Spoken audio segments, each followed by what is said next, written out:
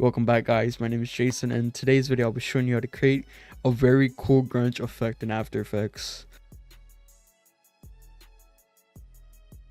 Starting off, I already have my clip right here. It's going to be from the Don Toliver Bandit music video. So starting off, I'm going to right click, go to new. I'm going to create our first adjustment layer and make sure it's above our actual video clip, or just a clip that we got for the music video. So for the first effect we're going to add is going to be S_etching. So we're going to go right here and drag it in. So we're going to go over here to line frequency, and from 50 you're going to bring it down all the way to 38.7. and it's going to bring down it. It's going to give this like nice and cool, I'm not sure how to say it. It could be like a symbiote effect from like Venom, but again, it's up to you of how you really see the effect and how it actually is. Apart from that, I'm going to go over to our line 1 frequency. Then I'm going to increase it from actually 1 to 2.19. It's going to change it around a bit. Then I'm going to go to line 2 frequency. Then I'm going to change it from 1 to 2.58. And once you have this right here, you can go ahead and click that out and close it. Then we're going to open up our new effect and bring it in. So the new effect we're going to add is Colorama. I'm going to go right here and drag it in. So I'm going to go to modify right here.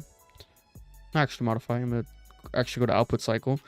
I'm going to go right here to use preset palette, go to none, and then we're going to go up right here to our output and put on fire and smoke. It's going to give us like very nice and crazy cool effect. I'm not sure again how to explain it.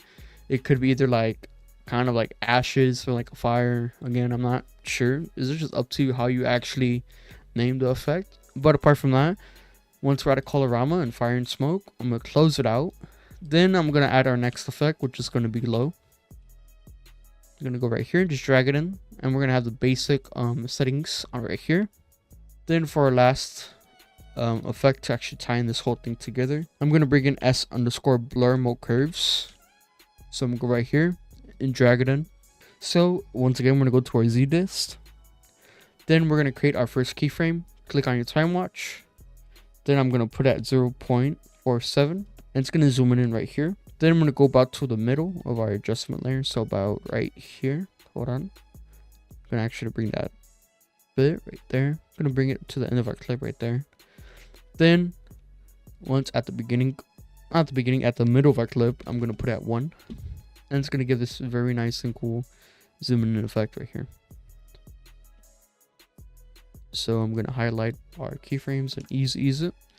And make sure to go to warped X, warp right, and put on reflect. Then I'm going to head back to the beginning of our clip right here. I'm going to go to rotate. Click on the time watch to create our first keyframe. And put it at -42 for our first keyframe. It's actually going to rotate our clip. Then we're going to head about to the middle of our adjustment layer right here. And we're going to bring it down to 0. And we're going to highlight our keyframes right here. Then we're going to ease it once again. That is mainly the full effect right there. Again, you could add your own touches to it. Apart from that, guys, I hope you really enjoyed this video. You learned something new. I would appreciate if you were to subscribe, like, or leave a comment. I'm uploading around 3 to 4 times a week. And yeah, keep on staying creative, keep on working hard, and I'll see you guys in the next video. Peace out.